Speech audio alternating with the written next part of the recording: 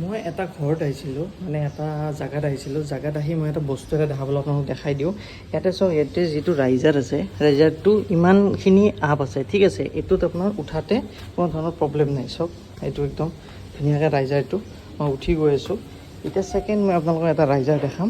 চাওক, এইটো ৰাইজাৰৰ চাওক ইমানখিনি মাত্ৰ ৰাখিছে, উঠাতে কিমানখিনি প্ৰব্লেম হয়। চাওক এনেকৈ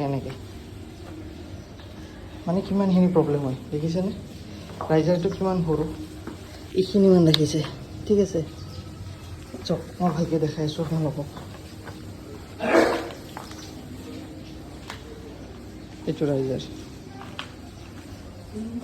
এনেকুৱা ৰাইজাৰ হ'লে আপোনাৰ উঠাতে বহুতে কষ্ট হয়। তো সেইকাৰণে এনেকুৱা ৰাইজাৰ নিদিব। পাৰিলে আপোনালোকে এই ৰাইজাৰটো এভইড কৰিব।